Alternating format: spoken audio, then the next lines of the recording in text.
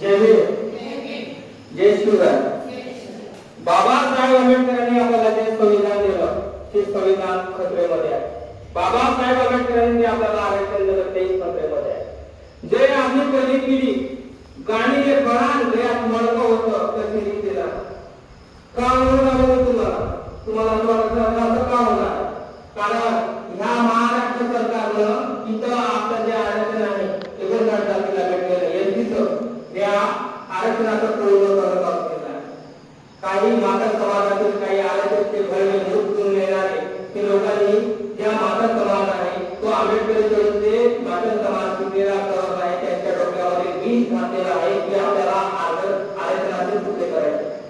तर माझ्या इथं बसलेल्या माझ्या सर्व माता बहिणींना माझं एकच म्हणणं आहे की येणाऱ्या चालू काळाला आपल्याला आरक्षणाचं गरीबीकरण रोखण्यासाठी आपल्याला आंदोलन करायचं आहे आणि लाखाच्या संख्येने उपस्थित राहायचं आहे.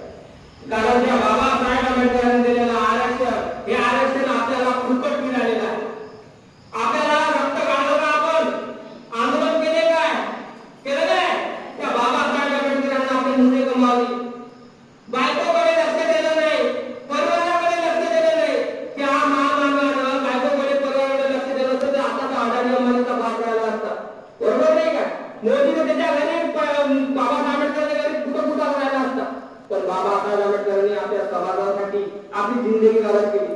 पण जे बाबासाहेबांचं जे स्वप्न होतं की हर घराघरामध्ये मला एक साहेब बघायचा आहे, पण साहेब तर नाही पण आता आपल्याला सगळे जे आहे का आपले एसटी प्रवर्गातील 59 जाती त्यातल्या 58 जाती आपल्या संघटित आहे, आपल्या संघटित आहे आणि आपल्या सगळ्या 58 जाती पण एक जात नाही आहे. का नाही आहे? कारण आरक्षित लोकांनी त्या जातीला काय केलेलं आहे? बंधनात टाकलेलं आहे आणि आपल्याकडे वळवलेलं आहे. आणि ते काय बघाले की महाराजांना आरक्षण खाल्लं, महाराजांना विरोध टाकला. आता तुम्ही सांगा मला महाराजांना आरक्षण खाल्लं ना? हो महाराजांना विरोध टाकला का? पण त्या आरक्षणाचे तुकडे करणं हे त्यांना असं वाटते की हा जो समाज आहे तो रडागाळातला आहे,